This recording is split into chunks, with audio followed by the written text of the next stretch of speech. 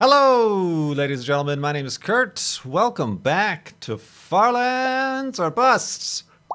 This is episode 701 of Farlands or Busts. As we break out of this underground hidey hole. Say hello, Wolfie. Take a swallow really quick because I needed to breathe and secure the last episode's hidey hole and continue west towards the Farlands in Minecraft Beta 173, episode 701. 701.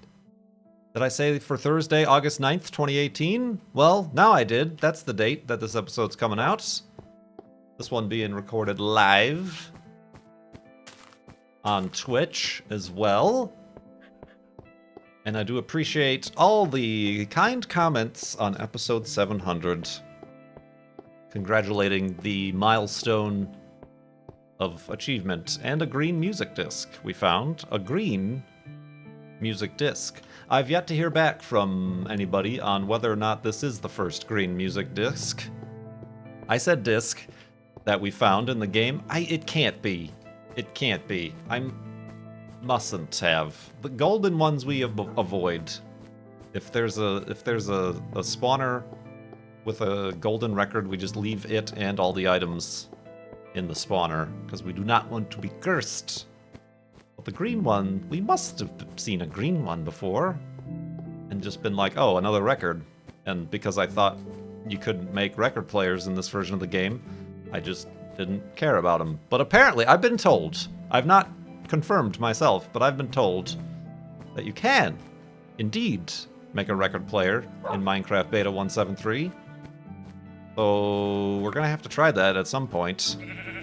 People are recommending that for episode 711, because it was episode 11 that we started walking to the Farlands, so that would officially be 700 episodes. But does it matter, really? We have all these flobathons. Some episodes are 4 for 5 days, some are 3, some are short. Sometimes we build stuff, sometimes we don't. It's truly in the eye of the beholder. But yeah, we'll try that, I guess. We'll try that. Even those in the Twitch chat are like, yeah, record players were in the game since alpha, I think.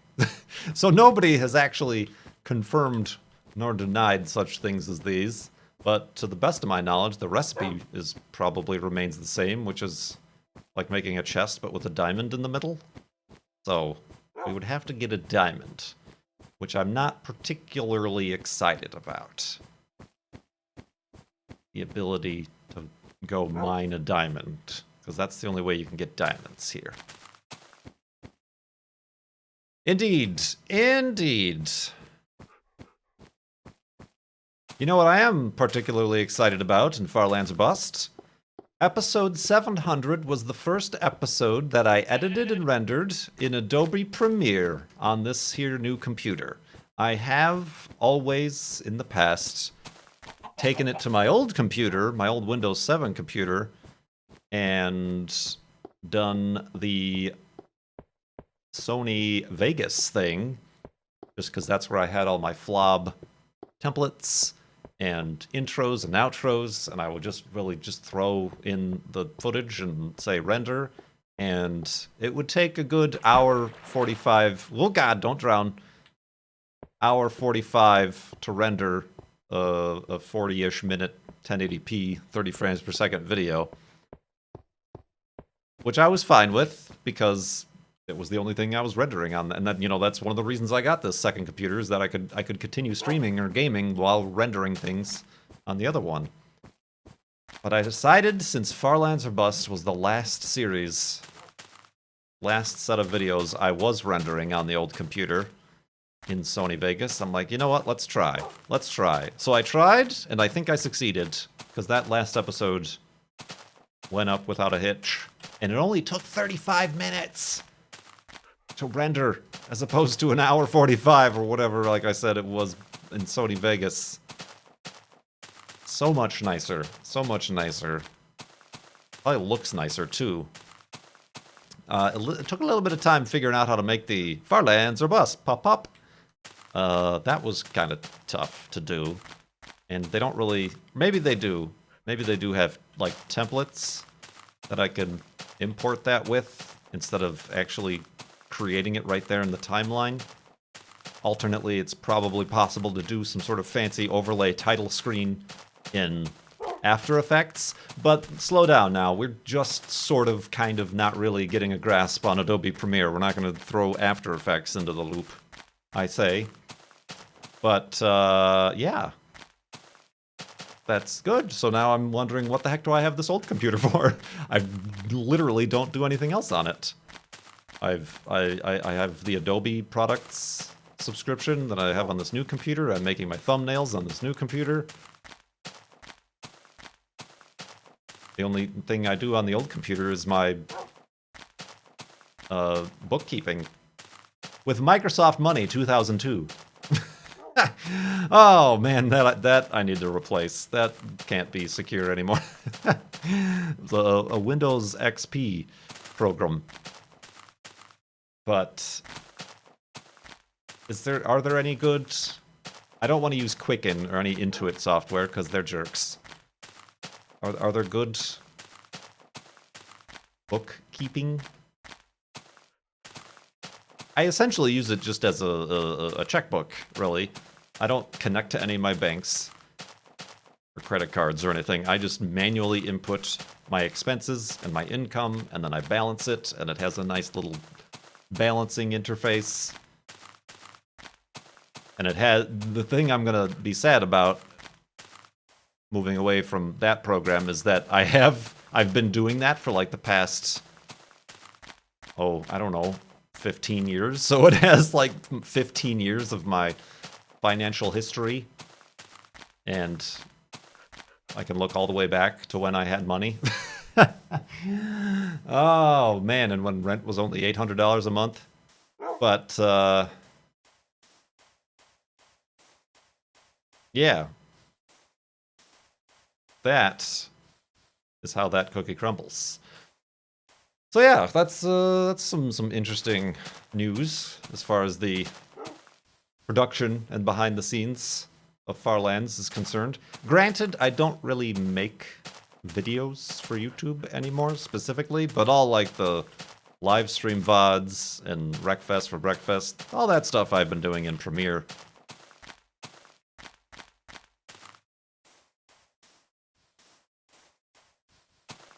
Oh, look at that little window. Nice cliffs. Indeed. Ah, burning skeletons. Listen. Oh, you died anyway. Where did you come from?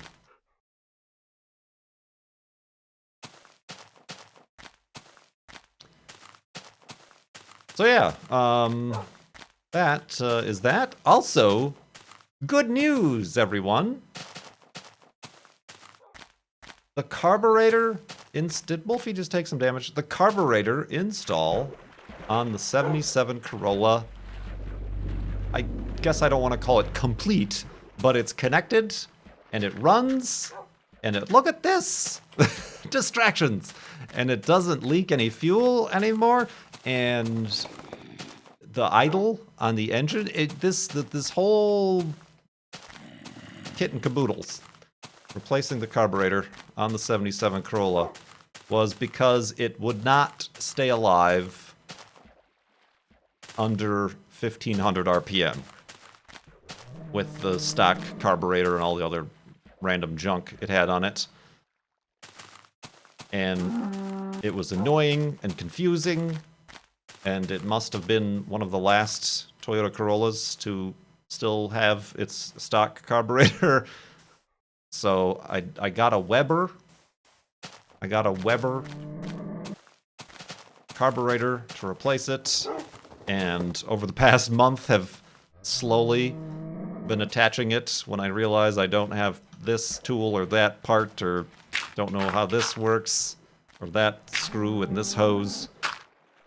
It's finally on there, bolted, plugged in, fired it up today, and I was just talking to chat, so sorry chat, you're gonna hear this story again. It's like a brand new engine. It runs smoothly. I can get the idle down to 800 RPM, which I think is where it's supposed to be at, somewhere between 700, 800. And it stays there, and it doesn't drop or putter out. I haven't driven it on the road yet. We're still a little bit of ways from that. I just want to make sure everything's on the up and up. But, yeah. Right, cow? Right. Let's go to sleep. Ooh. Look at that. Whoops. Pictures. All right. Let's go to sleep and continue in the morning.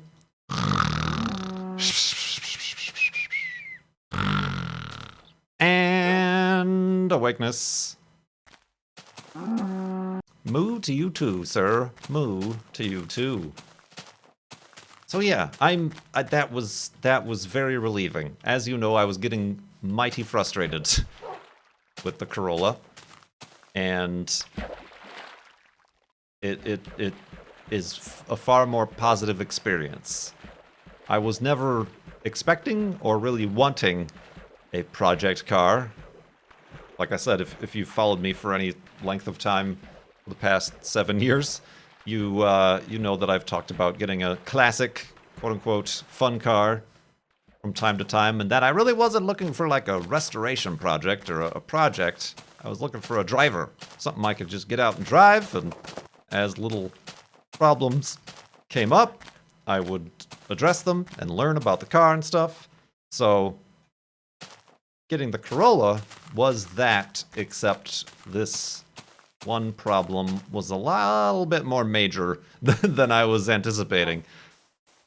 If you asked me a year ago how I would feel about replacing the carburetor on any engine, I'd be like, haha, no, I don't think so. I've never even changed an oil. I've never changed a single oil on a car, and I still haven't, but I've changed a carburetor. Although let's maybe not toot our own horns just yet. We still could potentially burst into flames at any moment. But, yeah. So it's finally, hopefully, back to a point of being a quote-unquote driver that we can get out and have fun with. I started to record a vlog, like before I started to do the carburetor teardown and installation. I did like an introductory thing where I was like explaining what I was going to do, but then I haven't, just because it's been kind of frustrating, I haven't recorded a single second of video since then. So I don't think there's going to be a vlog. I think what I should do is just do like updates. Like, hey, it runs better now. Look at all this stuff I installed and changed. And maybe it'll be when Cone is here, because Cone is coming to the PNW for PAX. It's coming up at the end of the month. So we have a grocery list of things for Cone to help us with. Honestly, the carb swap was supposed to be one of those things, but I couldn't wait. It had to be done, and I almost didn't finish it in time. But yeah, that has me more positive thinking about the Corolla. Oh yeah, I do need more wooden planks. I knew there was something I was in desperate need of. Let's chop down some trees. Boop, boop, boop, boop, boop. Oh, you know what else I'm excited about? I forgot to mention at the beginning of the episode, but we thus far have raised $17,373 for direct relief at farlandserbust.com. Because that is the charity we're raising money for, Season 7 here. Like I said, farlandserbust.com is where you can donate through our Tiltify campaign for that. And people who have donated often ask questions in the comments. Much like Doc Gratis here, asking, Kurt, do you ever find yourself drawn to music that you used to listen to, but stopped? If yes, do you find it happens for a reason? For example, when I'm frustrated, I tend to go back to my ska industrial music. Is ska industrial one genre? Because that would be crazy. Which has a lot of grr in it. Is there any kind of music you used to be more into?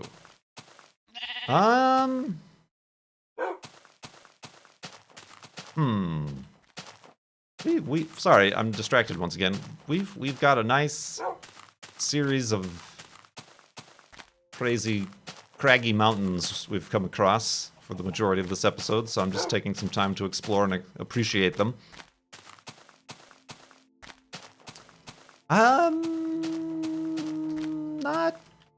I don't know. That's a tough question.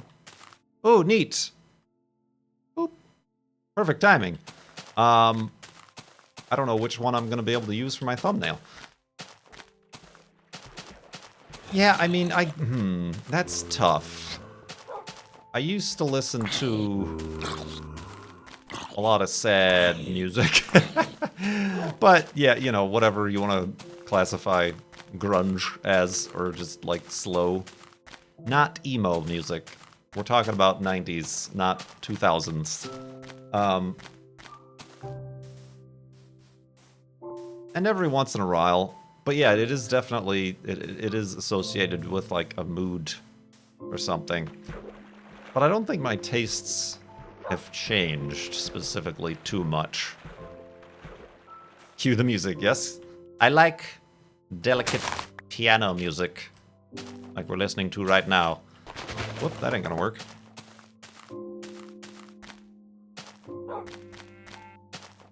So yeah, that's tough to answer. I also don't listen to music as much as I would like to anymore, because I'm not driving or commuting to work anywhere. I'm not like doing web design where I can listen on my headphones to music all day. So I don't have enough opportunity to actually listen to music. I mean, I'm trying. Recently I'm trying to like branch out a bit into newer music, like even like genres that I wouldn't associate with in the past. Like I have been trying to see if there is any. Ooh, this could be dangerous. I'm very tempted, but it could be dangerous for both me and Wolfie. Alley up! Careful, Wolfie, careful, Wolfie, careful, Wolfie. Just jump right off. Just jump right off. Right there. Yep, that's great. That's great. Where are you? Where did you go? No? Okay, are you gonna spawn right here then? Yeah, you are. Well done. Well done. So yeah, I've been trying to, like, listen to, like, everybody was all nuts about the Childish Gambino This Is America song release. So I'm like, alright, let's listen to, like, some of his back catalog of his previous releases and stuff. And there's some stuff I can get into. Similarly, Chance the Rapper, which is just an odd name to say, because it sounds like I'm trying to be, you know, Chance the Rapper. Which is somebody I've always heard a lot about, because he's from Chicago and has a lot to do with Chicago and stuff, so it's kind of a very local artist. But, yeah, I've been dabbling a little bit, but again, I maybe, like, for a couple of days tried to listen to some, like, while I was driving or doing errands and stuff like that, but I haven't since, just because I don't listen to music that much anymore. Which is a shame. Thank you very much for the donation and question.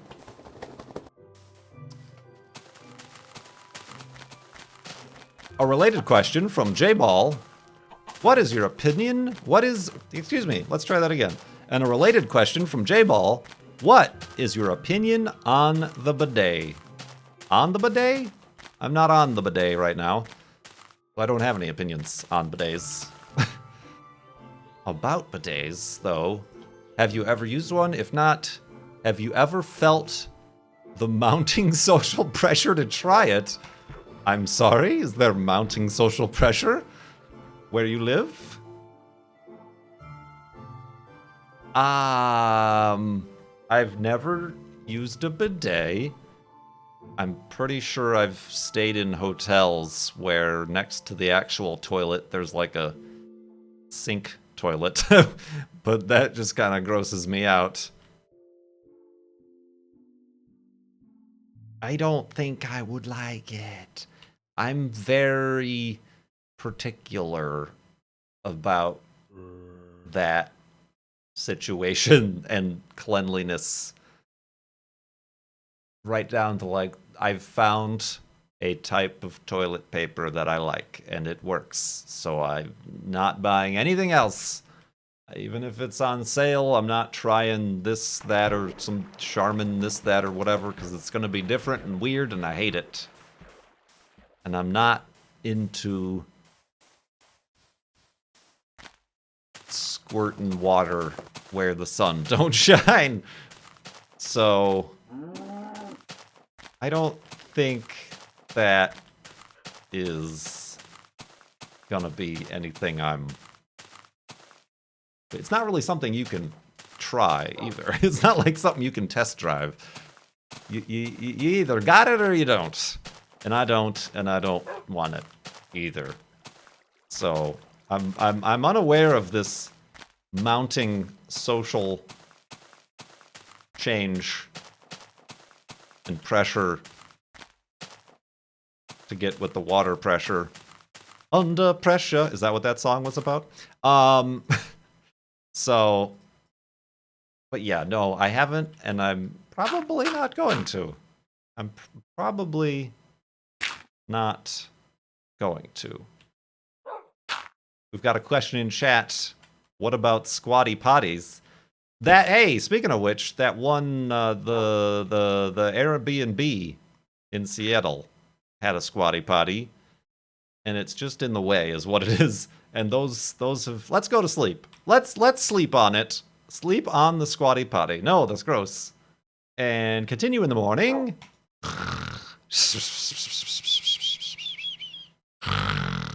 And awakeness.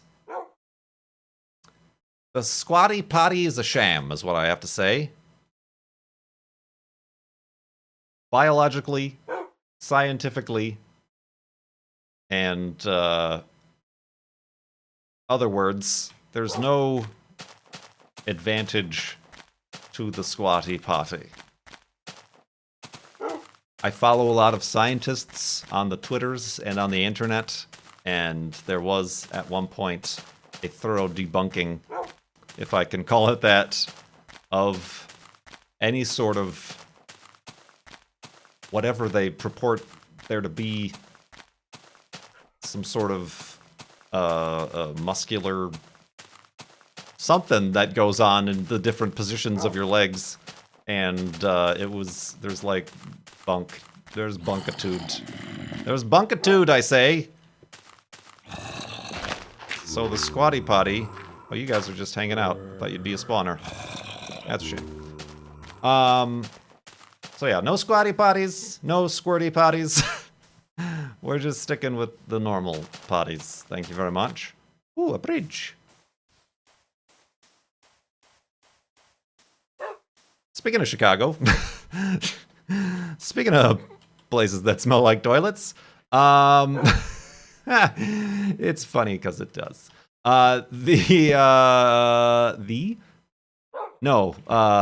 Emily asks,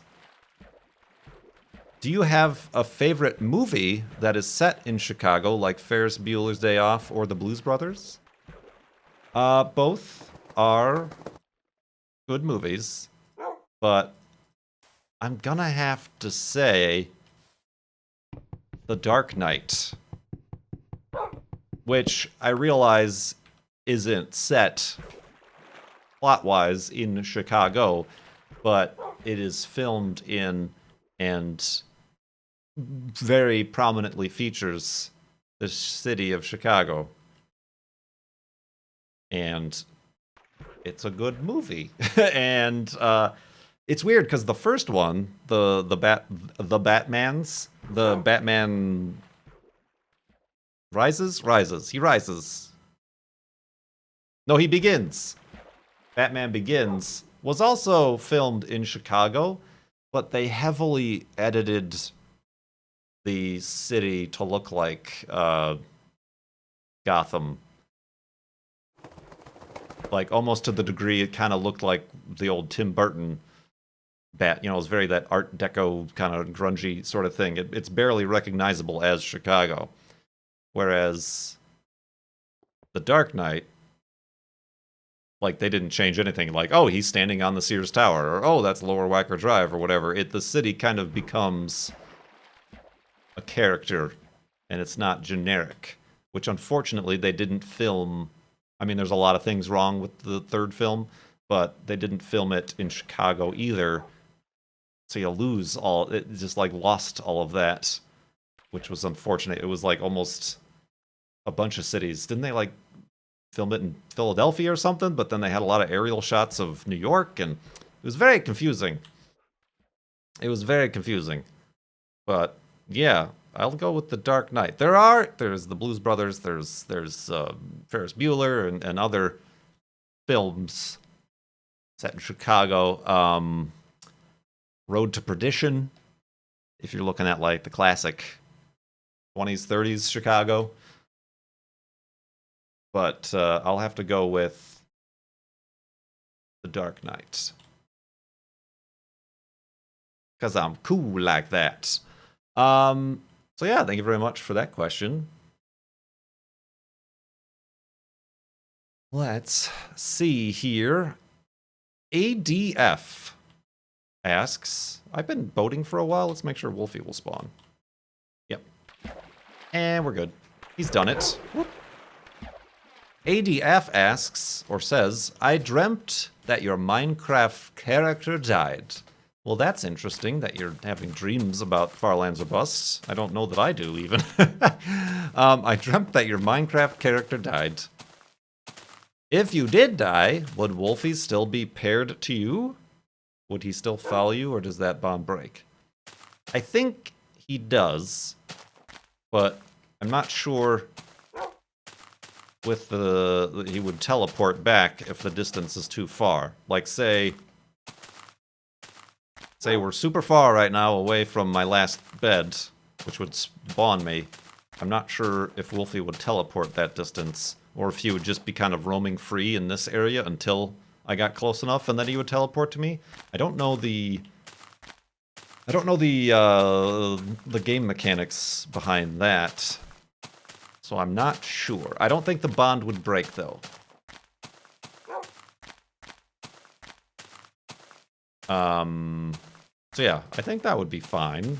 I think we would have other things to worry about, like, what happened to all the golden apples and all my other fancy equipment? Actually, a lot of this is pretty replaceable. Or maybe the compass and clock. I don't have the diamond sword of spawn pointiness anymore, obviously. But, woof. How do we get down? We're about to find out. Easy.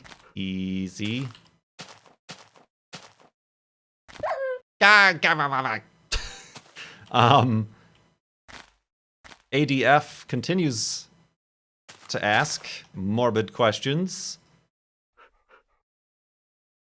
That was right in my face. If you were to pass IRL, which stands for in real life, how would we know, besides the lack of videos?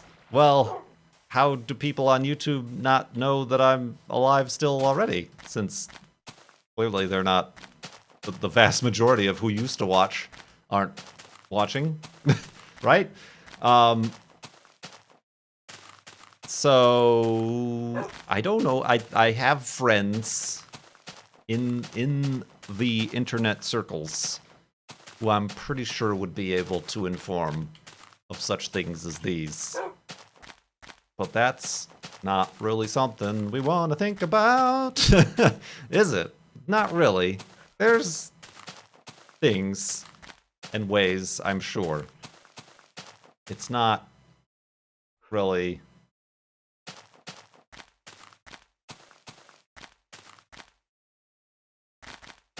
like a thing I need to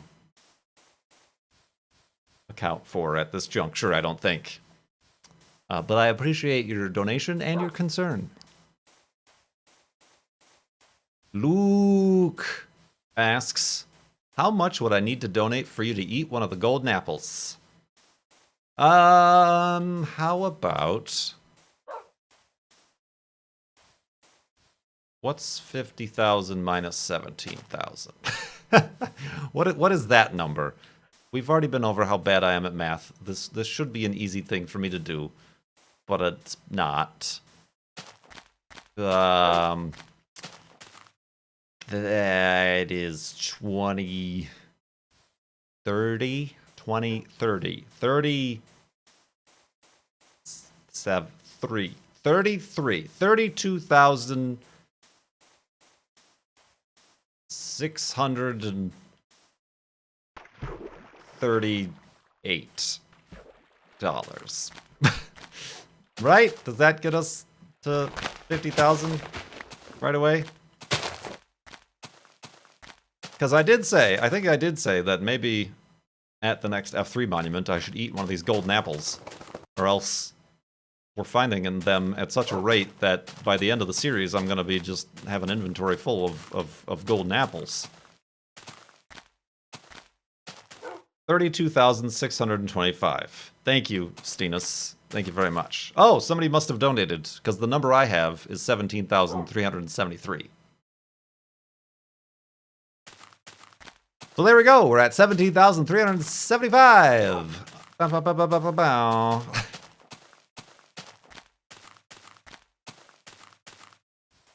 So there you go. I mean, I do have the mini milestones set up at 20,000. I'll react to the Guinness World Records video, and at 25,000, I'll build the Lego Saturn V, much like we did the Lego Space Shuttle. So that's something to look forward to, huh? I am aware. When I did set the donation amount, a lot of people were suggesting not that high of an amount. But I think I'm very passionate about charity and giving and stuff. So yeah, I can definitely see maybe 50,000 is a lot for the fact that the Farlands or Bust series used to get like 30, 40, 50,000 views each episode. Now we're averaging about 7, 8 or so thousand. So yeah, certainly the audience isn't there. And I'm not saying, like, I'm not like pinning any sort of blame or shame on the audience or donations or whatever. But maybe it's going to take a little bit longer. Maybe it's going to take a little bit longer, and that's fine. This series is going to take a lot longer. So I do like the slow, I guess what you call the slow burn of this series, which is also apparent in the slow donations. Slow is a bad word. Consistent, crazy. Ooh, look, this is our last iron. I did not think that through when I made this new armor that I immediately damaged. So I don't know. It's definitely a possibility that I will reassess. Say when it comes time, like a year of season 7 passes, maybe I'll need to reassess. I don't know. We're not there yet. What is this block doing here? Why are you floating like this? Floating item in the sky, you are so magical. I can't even pick it up. I have an idea. An idea about dirt. Interesting. Well, I guess we'll just leave that there. Let's build the next episode's beds. And remind everybody, if you do want to help out, any amount matters. We don't need huge, gigantic donations to reach our goal. I mean, unless you want me to eat one of these golden apples, then like I said, it's going to have to be $32,000. But aside from that, Direct Relief is a great cause to support, so I appreciate everybody who continues to do so, and will do so in the future here. Farlands or Bust. And, yeah. Thank you very much for watching. Episode 701 to another 699 episodes. My name is Kurt. I will see you next time.